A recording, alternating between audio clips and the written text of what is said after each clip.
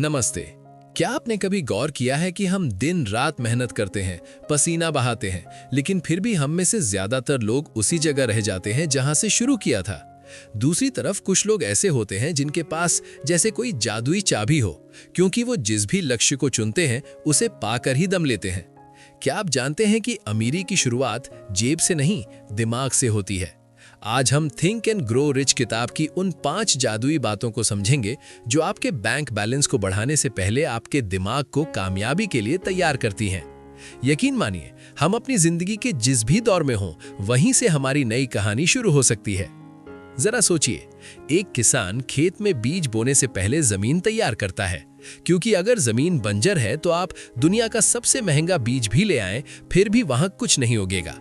हमारा दिमाग भी ठीक उसी जमीन की तरह है, जिसे कामयाबी की फसल उगाने के लिए तैयार करना पड़ता है। तो चलिए जानते हैं उस सबसे पहली बात को जो हमें समझनी है, और वो है प्रबल इच्छा, यानी बर्निंग डिजायर।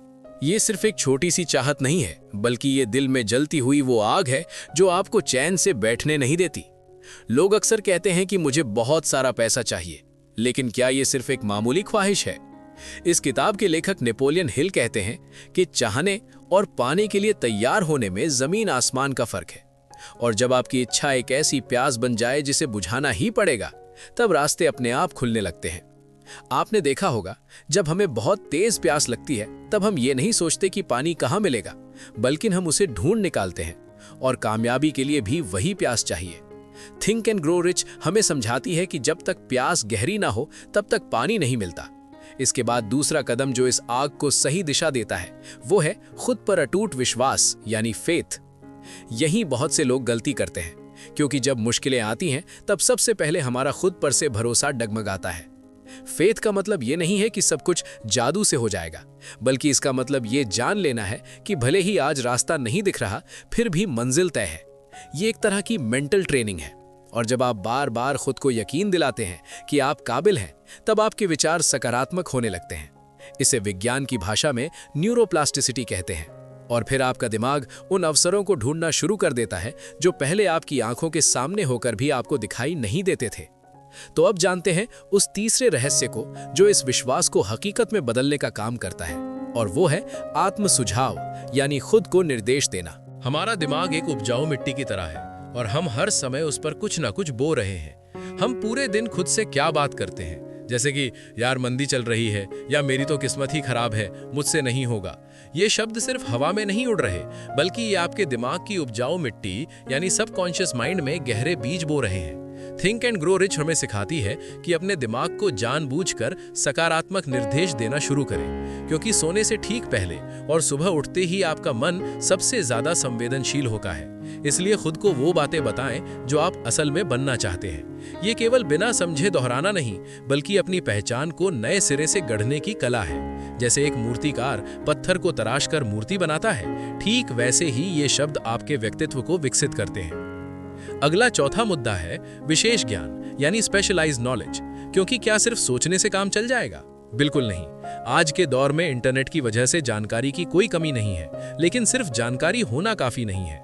क्योंकि असली कमाल तब होता है जब आप उस जानकारी को एक सटीक प्लानिंग और पक्की योजना में ढाल देते हैं। बहुत से लोग डिग्री लेकर भी परेशान हैं, क्योंकि उनके पास स्पेशलाइज्ड नॉलेज की कमी है। आपको अपनी फील्ड का वो खिलाड़ी बनना पड़ेगा जिसकी जगह कोई और ना ले सके।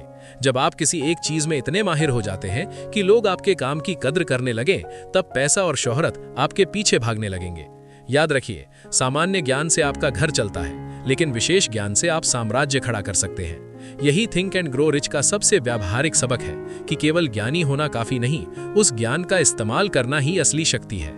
अंत में 5वां और सबसे महत्वपूर्ण सिद्धांत आता है मास्टरमाइंड की शक्ति। इंसान अकेले बहुत कुछ कर सकता है, लेकिन बड़े काम अकेले नहीं होते।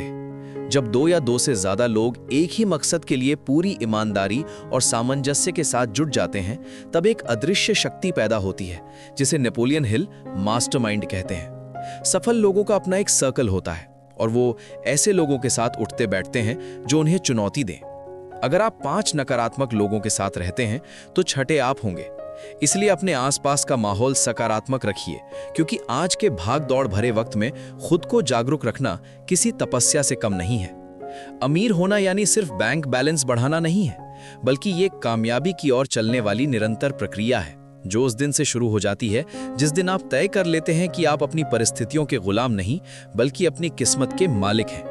जिंदगी बहुत छोटी है, इसलिए इसे सिर्फ समझौता करने और दूसरों से अपनी तुलना करने में मत बिताइए, बल्कि उठिए और अपनी इच्छा को जगाइए, खुद पर भरोसा कीजिए और हर दिन एक विजेता की तरह काम कीजिए। किस्मत भी उन्हीं का साथ देती है जो अपनी मदद खुद करना जानते हैं। अगर इस किताब की इन बातों ने आपको सोचने पर मजबूर किया है तो समझ लीजिए कि आप बदलाव के रास्ते पर आ चुके हैं, लेकिन मेहनत अब आपकी जिम्मेदारी है। थिंक एंड ग्रो रिच का ये सारांश खत्म होने के बाद कमेंट्स में एक ऐसी बात लिखिए जिसे आप अपनी जिंदगी में शुरू करने वाले हैं, क्योंकि आपका एक छोटा सा कमेंट आपके नए संकल्प की शुरुआत हो सकती है। आपके परिवर्तन की इस नई यात्रा के लिए आपको ढेरों शुभकामनाएं। धन्यवाद।